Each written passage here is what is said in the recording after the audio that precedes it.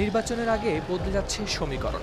একক লড়াই নয়, এবার জোটবদ্ধ চ্যালেঞ্জের মুখে নেতানিয়াহু। ইসরায়েলে আসন্ন নির্বাচনের আগে প্রধানমন্ত্রী বেনিয়ামিন নেতানিয়াহুর বিরুদ্ধে একজোট হয়েছেন বিরোধী নেতারা। নেতানিয়াহুকে ক্ষমতা থেকে সরাতে হাত মিলিয়েছেন দেশটির সাবেক দুই প্রধানমন্ত্রী নাফতালি বেনেট ও ইয়ার লাপিদ। নাফতালি বেনেট ডানপন্থী এবং ইয়ার লাপিদ মধ্যপন্থী হলেও তারা ঘোষণা দিয়েছেন যে নির্বাচনের আগে নিজেদের দল দুটিকে একীভূত করে টুগেদার নামে নতুন একটি দল গঠনের পরিকল্পনা করছেন তারা। সংবাদ মাধ্যম আল জাজিরার প্রতিবেদনেও প্রকাশ পেয়েছে এই তথ্য।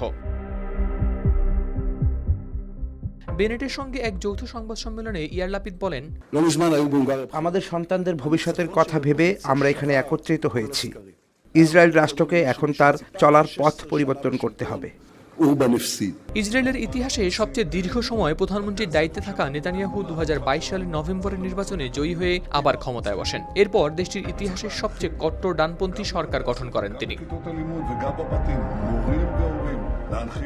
13টি মশলার এক দারুণ কম্বিনেশনে তৈরি ইফাত রশিদ বিরিয়ানি মশলা। উৎসব এখন প্রতিদিন। ক্ষমতায় ফেরার পর নেতানিয়াহু ফিলিস্তিনের গাজায় চালিয়েছেন ভয়াবহ যুদ্ধ। এই যুদ্ধে নিহত হয়েছেন 72,500-এর বেশি ফিলিস্তিনি। এছাড়া লেবাননের সশস্ত্র গোষ্ঠী হিজবুল্লাহর সঙ্গে যুদ্ধ এবং 2 দফায় ইরান যুদ্ধেও ইসরায়েলকে জড়িয়েছেন বর্বর এই প্রধানমন্ত্রী। আর সাম্প্রতিক এসব সংঘাতের কারণে তার নেতৃত্ব প্রশ্নের মুখে পড়েছে বলেই মনে করছেন বিশ্লেষকরা। ইসরায়েলের বিভিন্ন জনমত জরিপ বলছে নেতানিয়াহুর তথাকথিত নিরাপত্তা রক্ষার ভাবমূর্তি এখন পুরোপুরি ভেঙে পড়েছে। ফলে আগামী অক্টোবরের শেষে যে নির্বাচন হওয়ার কথা রয়েছে তাতে তিনি পরাজিত হতে পারেন বলেই ধারণা করা হচ্ছে। সব মিলিয়ে নির্বাচন যত এগিয়ে আসছে ততই বাড়ছে রাজনৈতিক চাপ। এখন দেখার বিষয় এই নতুন জোট কতটা বড় চ্যালেঞ্জ হয়ে দাঁড়াতে পারে নেতানিয়াহুর জন্য। হাওলাদার শামীম, RTV।